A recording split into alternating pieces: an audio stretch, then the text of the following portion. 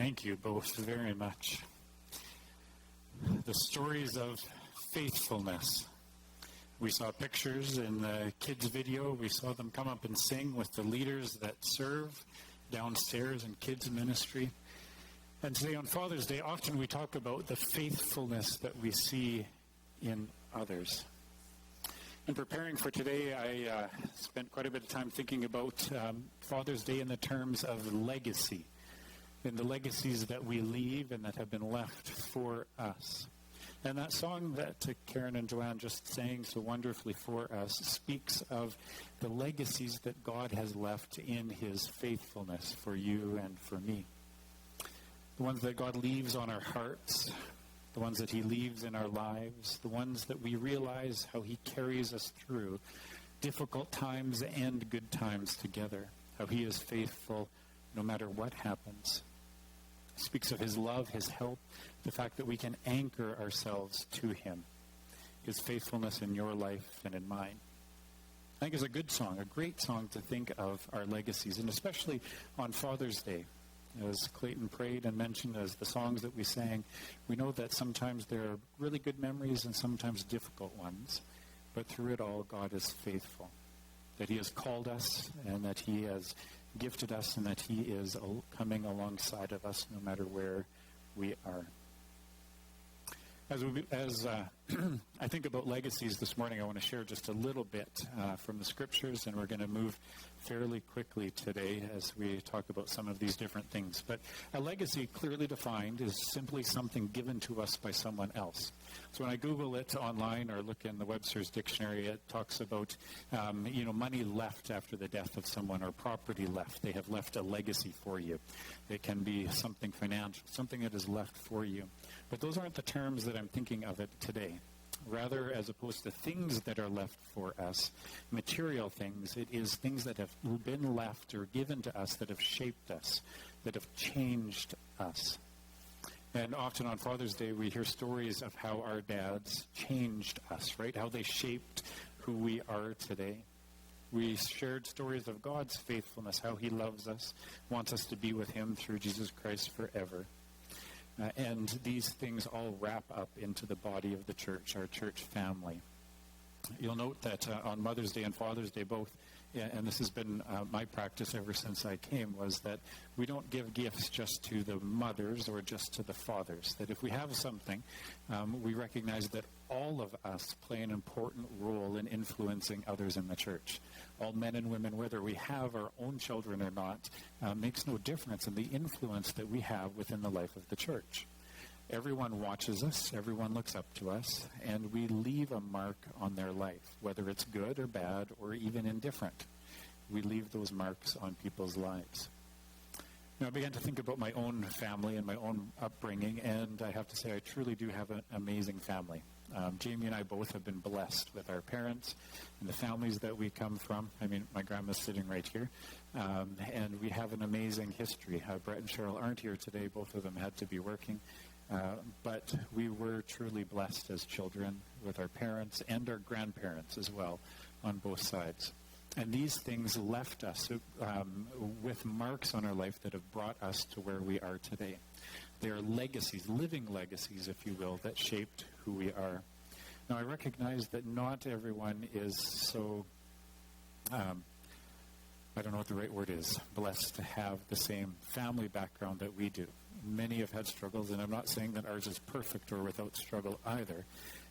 But marks are left on us that shape who we are, that bring us to the place where we are today. And we need to think back on those things, both the faithfulness of family and God and the good and the bad things that have happened, but also what we are leaving in the future as we move ahead and how we are shaping and marking others around us.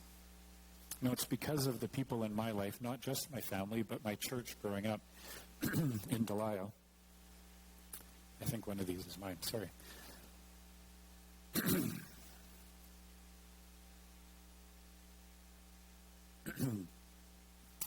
Through the early years in Delisle as our church growing up, as well as the small groups that Jamie and I were part of in our first few years of marriage, that led directly to Jamie and I being here today at the church. we can talk about the people and the stories and the ways that God was faithful and people drew us through good times and difficult times as well.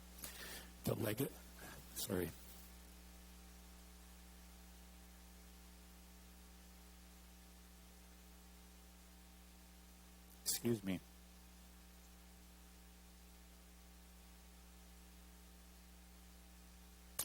When I think of the people who impacted our lives, I recognize that some of them had a good influence, some of them had a negative, but all of it shaped who I am today. All of them shaped where our family is, and I think you would agree that the same things have happened in your life.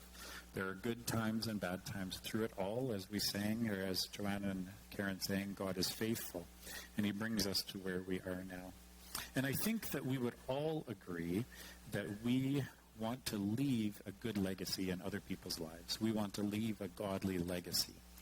That we know good things and bad things happen, but we want to remain faithful. We want to be a good influence or leave a good legacy on others. Are you in agreement with that? Is anyone here setting out to leave a negative influence on someone's life?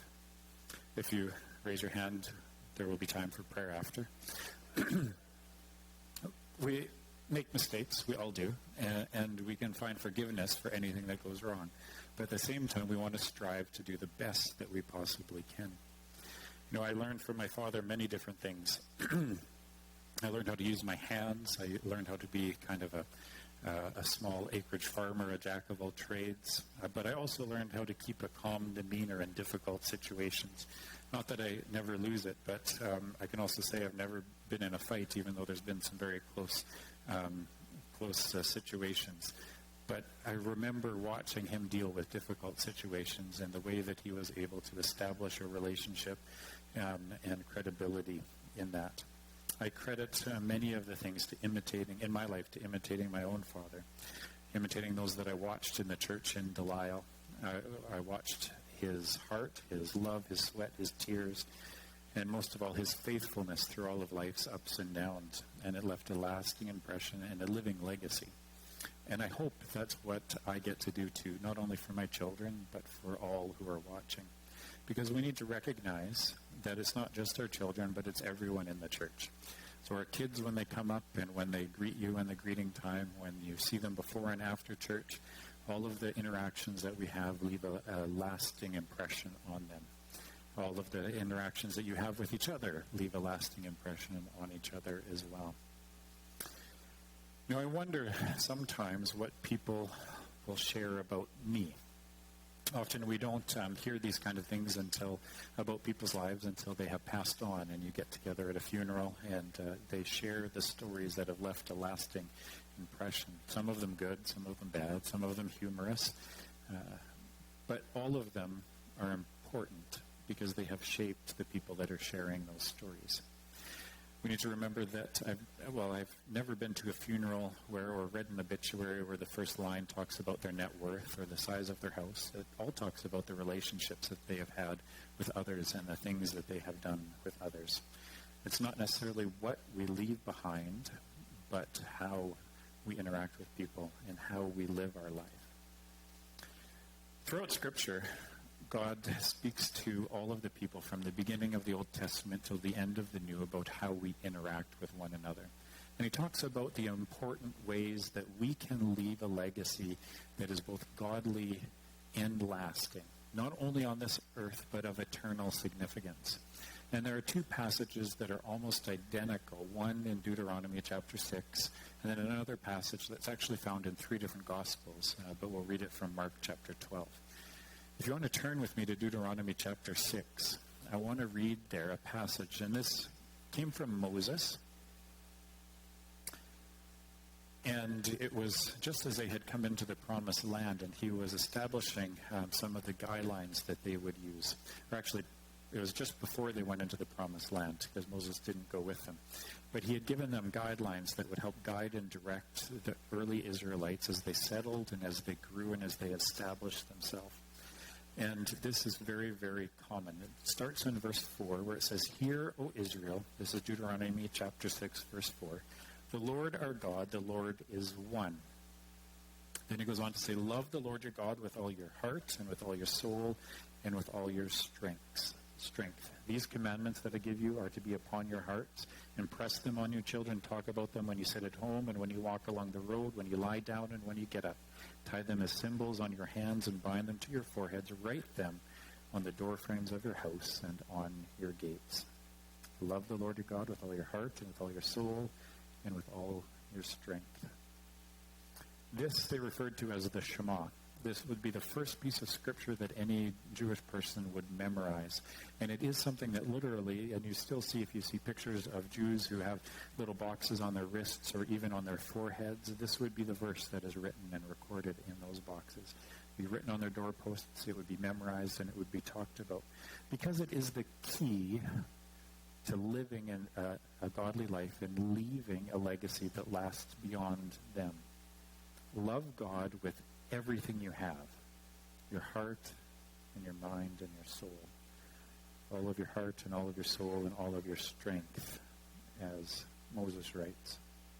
It's a very, very important passage for them because they wanted to see their children also grow up living in a godly way and being blessed by God for what they did.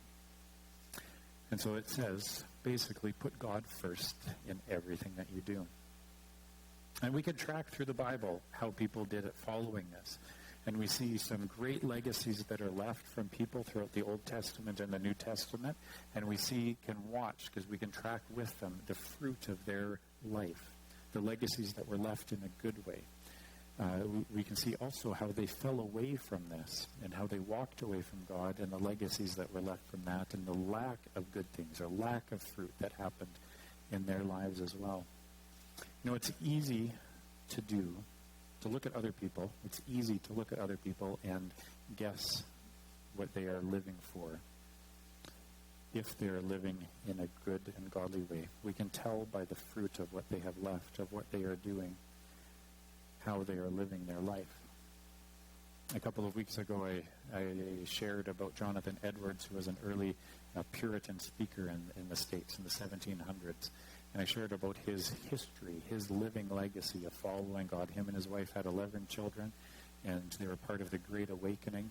And if you remember, I read through some of the things that happened to all of his descendants, that there were many who were college presidents and professors and pastors and missionaries. One became, of his descendant tree, became vice president of the United States. And there are literally hundreds of lives that were impacted that can be traced back to his faithful legacy that he left. The fruit of that shone through in what stories were told. We see it in the New Testament in the lives of people like Timothy that Paul writes to and helps and supports, and the legacies that were left by his mother and grandmother. We see it in the fruit that is left. We make impressions on people's life, and we create a lasting legacy based on what we do. The things that happen in our homes and in our churches create a lasting legacy on the people around us. How many of you recognize that just the fact that you're here this morning leaves an impression on people around you? Because it's absolutely true. You can bet that your neighbors know that you go to church every Sunday morning. Whether they do or not, doesn't matter. They know that you have left and that you have gone somewhere because you believe in something maybe different than they do, and they watch you. How many of you have kids who don't attend church? How many of them know that you're here every Sunday morning? And it leaves a legacy on them, an impression of something that is extremely important to you. Most of the funerals that I have done from people who are outside of the church, I have done because their kids recognize that faith was important to their parents, and so they want to honor them in that way. Even though they never came or they didn't come since adulthood, they want to recognize and honor their parents for the legacies that they left in their life. Just the fact that you are here today to worship, to serve, and to give, you're building a legacy for your kids and your grandkids, your neighbors, for the people in the community around us, even the people that you go when you head for lunch on the way home. They'll recognize that you're on your way from church and heading home and stopping, and it leaves an impression on them, how you interact with them, even at lunch. I have a question for you, and I do want you to respond by raising your hand. How many of you are here today because of the influence of someone that you watched live out their lives following God? How many of you were influenced by someone that led to you being here today? Yeah. I think all of us watch people, don't we? All of us were influenced by someone. We make the faith our own, and we grow into it on our own. But we watch and we learn, and we're impacted by the lives of others around us. I want to show you just a little bit of what's happened in our church in the last year based on the pictures that I have, as long as the video works for me. So let's just watch this.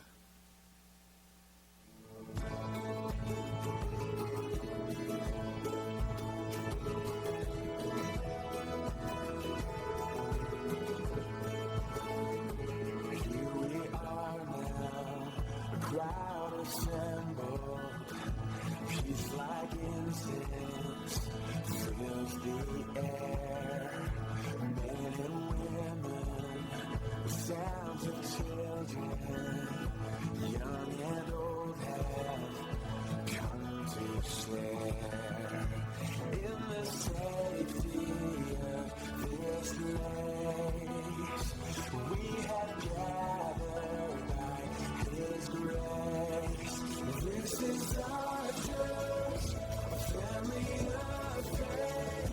On this holy ground, we're all the same. And we are the joy of God on display. Whenever we meet, in Jesus' name. Whenever we meet, in Jesus' name.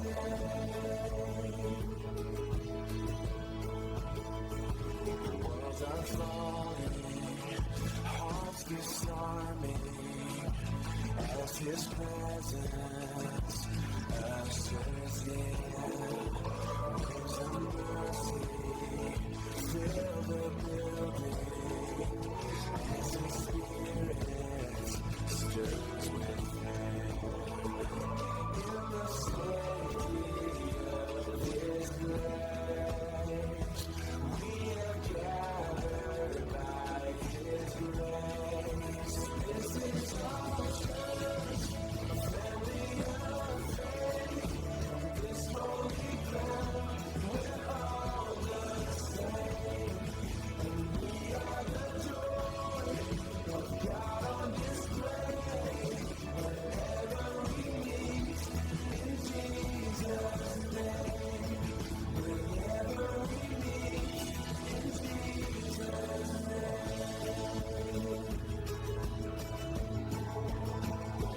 From the suburbs and the streets, we have gathered to receive.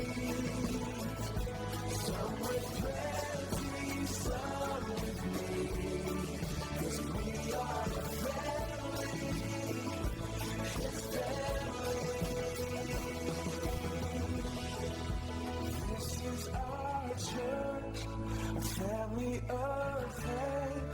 On this holy ground, we're all the same. And we are the joy of God on display.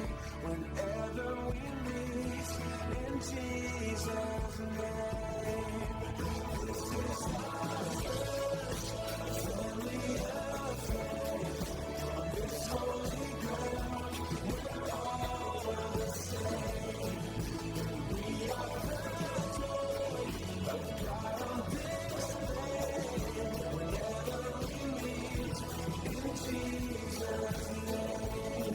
Whenever we meet, in Jesus' name.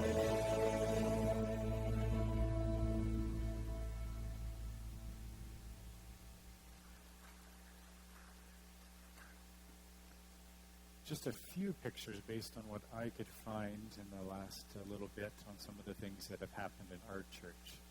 And really it is all to the glory of God, right? Outside of the pictures that we saw of the fellowship that was had in the service that we had, I can count in this last school year calendar. So those pictures, I tried to keep them from last summer leading up until now. Just some of the things that have happened in the last little bit. But in that time, I've been able to count 7 people within our church and within our community that have accepted Christ. It's not counting those from the Spanish service because I don't have their numbers handy. 7 people who have dedicated their lives to following Jesus in the last year. There are 3 so far who are committed to showing that publicly next week through baptism. I'm going to point them out this week. One isn't here. Melissa isn't here. She often sits in the back, and you saw her 2 little kids, Sophia and Camilla, on the video. She wants to be baptized next week at Pike Lake. And also Darren is here with us today, and he wants to be baptized next week at Pike Lake as well. You better clap for that one. And also his wife, Patricia, wants to be baptized as well. So all 3 of them. It's an exciting, exciting time to see the lives that are being changed in our midst. When you think of the kids that were up here, and we are missing probably about a dozen that aren't here today, and the stage could have been full, and you know who they are because you see them, most Sundays here running around, most of them about this tall. There are 15-ish kids that are impacted because of what happens here at the church through our kids' ministry. In the last year, we have served those in need with blankets, quilts, food, other articles of clothing. I estimate just roughly, based on what I've looked at in the last year, we've probably provided about 6 grocery carts full of food to families that are individuals who are in need through our food hampers that we have given out, at least 6, as a rough estimate in the last year. This church is leaving a lasting legacy. And that's beyond what all of you do as individuals outside the organization of Massey Place Community Church. Because I know many of you go and serve in so many different ways, whether it's with MCC, whether it's at thrift shops, whether it's singing in nursery homes, whether it's even just visiting people in different ways. We are leaving a legacy, and this church is leaving a lasting legacy. We recognize that. And I want to honor you. I want to just praise you for the legacies that are being left through this church. But we also want to look forward to the future and work on what we can do to increase the impact that we're having as a church in the days ahead. I want to ask the question of our church, just like I do of me, what will people remember of me? What kind of legacy am I leaving? What kind of legacy do I want the church to leave as well? What will people remember us for? And how can we make that even greater for God's glory in the days ahead? I celebrate what is done. I pray also for what will be done in the future. The Shema that we read in Deuteronomy chapter 6, it was written probably 3,300 years ago in the Middle East, but it still lives true today. Jesus was asked about 1,300 years later about the same thing, and I invite you to turn to Mark chapter 12. And I want to read his response.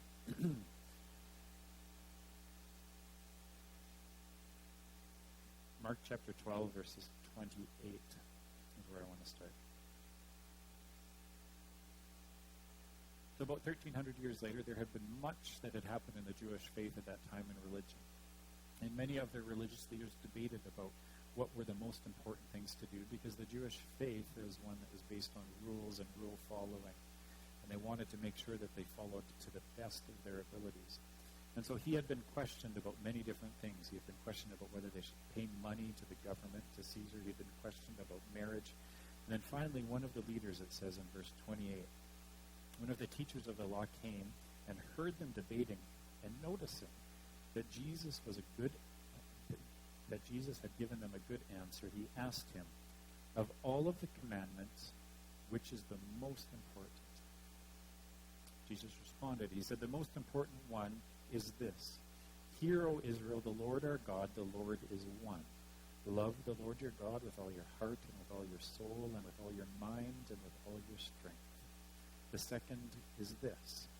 Love your neighbor as yourself. There is no commandment greater than these. You can find the same question and answer asked in Matthew 22 and Luke chapter 10. One of them, he follows them because they question him, what does it mean to love your neighbor? So he gives them the story of the Good Samaritan, following as an answer to how do you live this out? Because the debate was, what is more important? And there were some scholars that believed that to love the Lord your God with all of your heart, soul, mind, and strength meant that you followed him to the what they felt was the letter of the law. And so even on a Sabbath, if someone was in need, they wouldn't stop to help them if it would involve work. And then there was another group of scholars that said that misses the heart of what God wanted. And he said we need to help others and love others. And so Jesus wanted to make it very, very clear that we need to love God with everything we have, and we need to also love our neighbors as ourselves.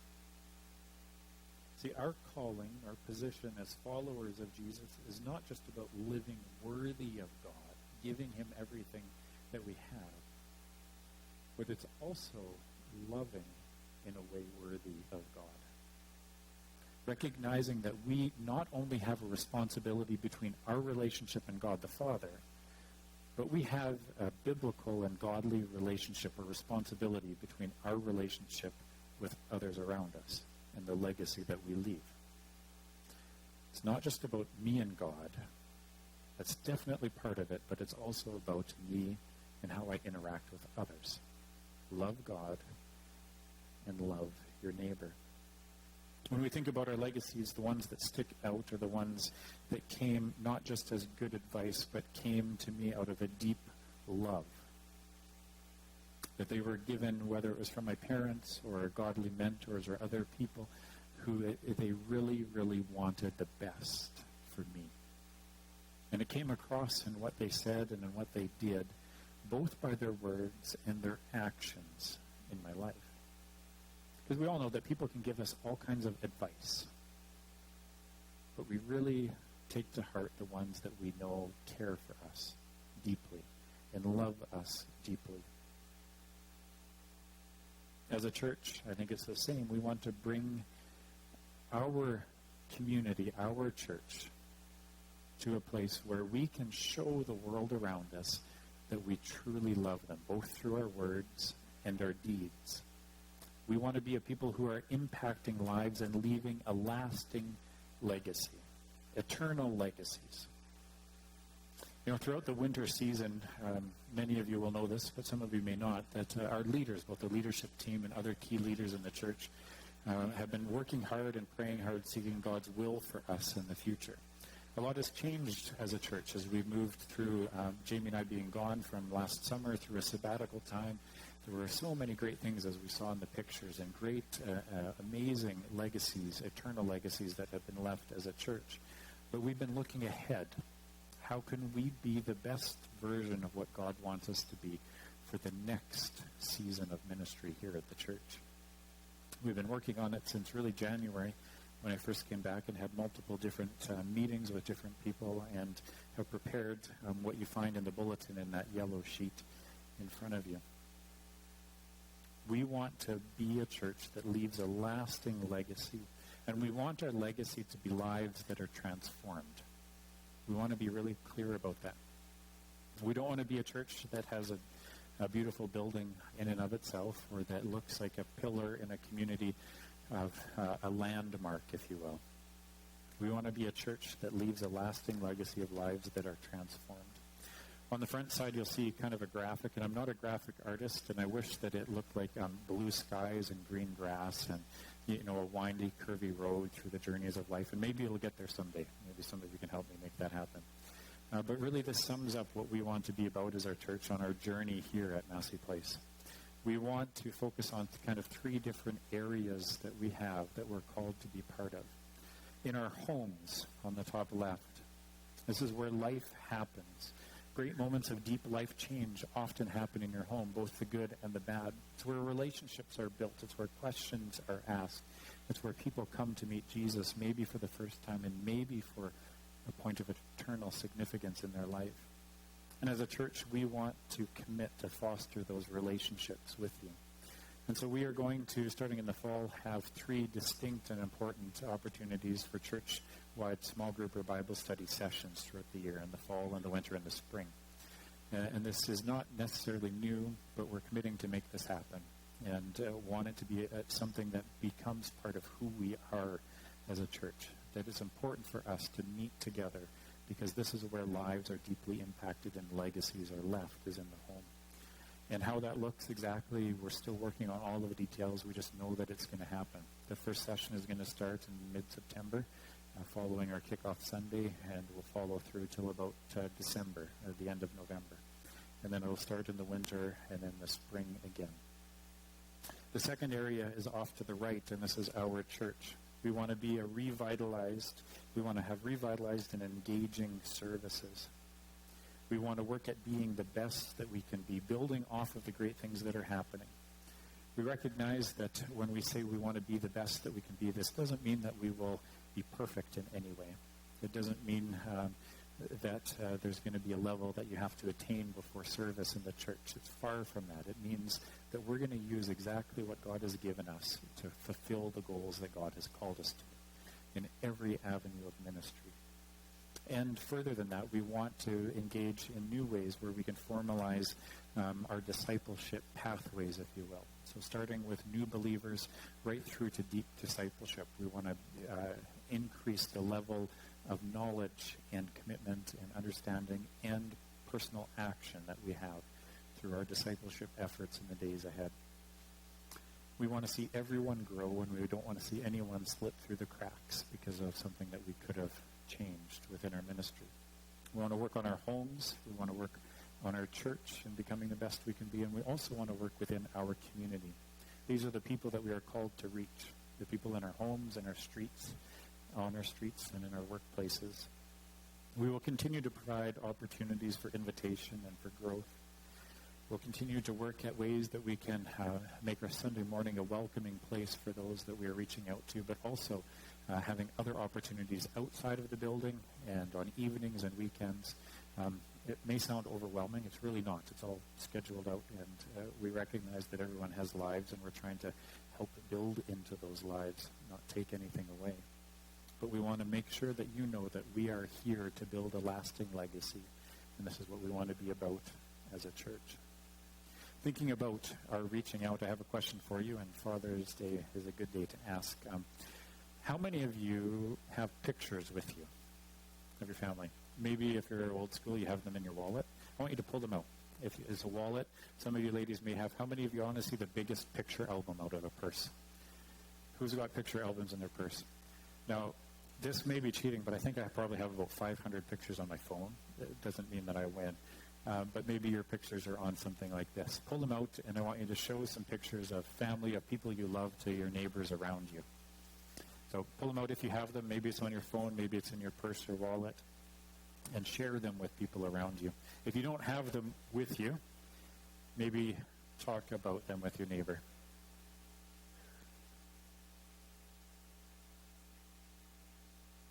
Gives you a chance to brag about your family, about your friends, about your loved ones.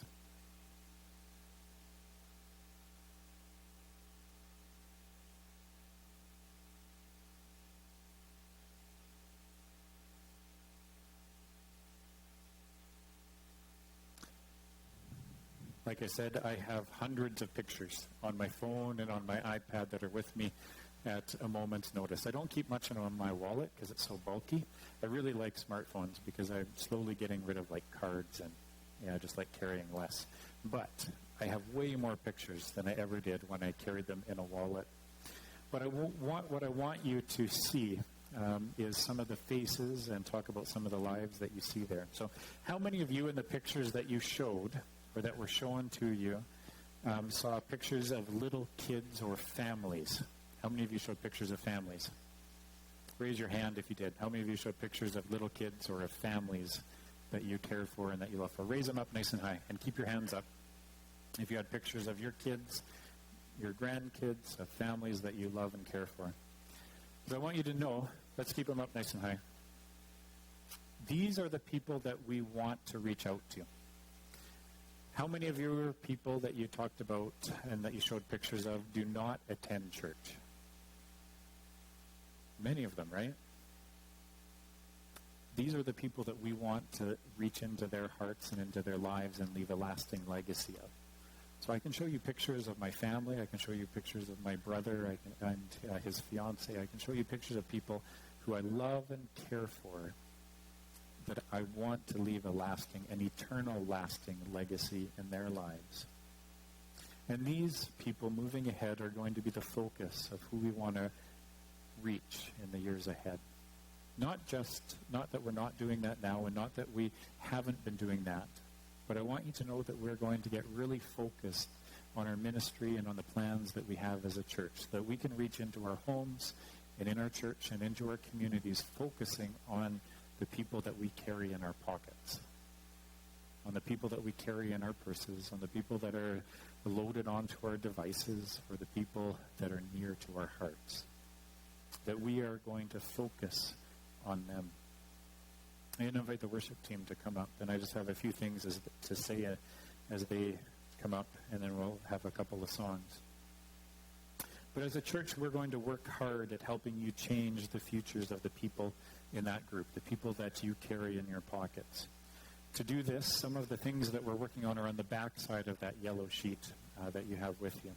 And I'm not going to read everything that's on there. You can take it home with you. But to do this, we are bringing on 2 more staff in a volunteer basis to help in these areas. As you see, Ray is listed there as an associate pastor of preaching and visitation. We're going to work on a multi-voiced preaching system throughout the fall and throughout the winter, and get more engagement on a different level with different people. He's also going to do some visitation as well. Clayton is willing to work into a position of director of discipleship in small groups. Neither of these do we have job descriptions for, but we know that it's key to our future as a church, and we want to work towards that. And over the summer months, everything will be fine-tuned, and it will always be being worked on. But this is a commitment that we want to make together. We want to grow. We want to work on things, and we need a few things from you as a church as well. We need your prayer support as leaders as we work on this, and as you're brought into conversations as well, whether it's about how we can improve on the greeting and ushering and training that we have there, whether it's the importance of our kids ministry and the things that will happen there, whether it's our services and what we do here, or midweek opportunities. We need your prayer because God's guidance is key. We also need your support both physically and financially and spiritually. And we need your talents as well. One of the many inserts in your bulletin is a Stepping into Ministry card. And if you're interested in any way of helping in a new way in the fall or carrying on, I encourage you to just write your name, and at the bottom write some of the ways that you would like to learn more. You're not committing at this moment, but you're saying, God may be calling me to help in this way. Maybe it's making coffee on Sunday mornings to create and foster community and fellowship. Maybe it's helping greet or be ushers. We want your talents as well. In the fall, we have some great opportunities in the works through the forgiveness series that Ray talked about, through a series on living our faith at home and how God gives us the gift of Jesus. We have lunches planned, we have events, we have great small groups that will be coming as well. I don't believe that God is done with us. I truly believe that he has more in store for you in your life, and more in store for us as a church as well. And just as Jesus said, the greatest thing that we can do is to love the Lord our God with all our heart and soul and mind and strength, and love our neighbors as we would love ourselves. Both our connection with him and our love for others will lead us into the future, because there are great things in store for you and for me. We have a couple closing songs that help us understand this.